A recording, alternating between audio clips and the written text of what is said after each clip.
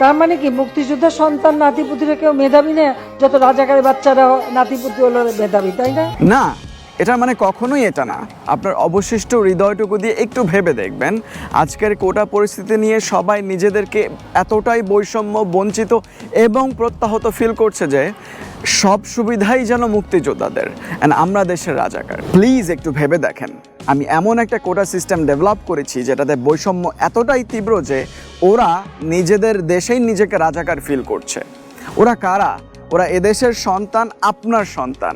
আমি রাজাকার স্লোগানের ব্যাখ্যা হলো এটা যে কতটা কষ্ট, লজ্জা আর বৈষম্যের, একটু হৃদয়টা দিয়ে ভাবলেই বুঝতে পারবেন। এই ক্ষোভ, হতাশা শুধু আজকের না, যেইভাবে সরকারি সুযোগ সুবিধা বেসিক্যালি আপনার জন্য কাজ করা লোকদের সুযোগ সুবিধা ধাই ধাই করে বাড়িয়ে যাচ্ছেন, অ্যান্ড অফকোর্স রাজনৈতিক অঘোষিত একটা সুবিধা তো আছেই, সেটা লঞ্চের টিকিট থেকে শুরু করে শিক্ষা প্রতিষ্ঠানের সিট পর্যন্ত।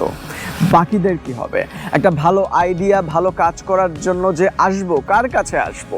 যারা ভালো করে পড়াশোনা করবে, মেধার বিকাশ ঘটাবে, তাদের সুযোগটা কোথায়? তাদের উৎসাহিত করা স্কিমগুলো কোথায়? ইদার তারা আমার মতো বিদেশে চলে আসবে, আর যারা দেশে রয়ে যাবে তারা সাফার করবে। একটাবার নিজের ফ্যামিলি ব্যাকগ্রাউন্ড, ক্ষমতা বাদ দিয়ে আজকের বাংলাদেশে একটা সাধারণ মানুষ হিসেবে নিজেকে কল্পনা করেন, আপনি নিজেও রাজাকার ফিল করবেন। আই প্রমিস, এই কথাগুলো কোনোভাবেই কষ্ট দেওয়ার জন্য বা ছোট করার জন্য না, বরং আপনার হৃদয়ে স্পর্শ করার জন্য। আমি আল্লাহর কাছে অনেক করে দোয়া করছি যাতে আমার কথাগুলো আপনার হৃদয় পর্যন্ত পৌঁছায়, and আপনার হৃদয়টা একটু নরম করে দেয় Allah. Stop the suffering please.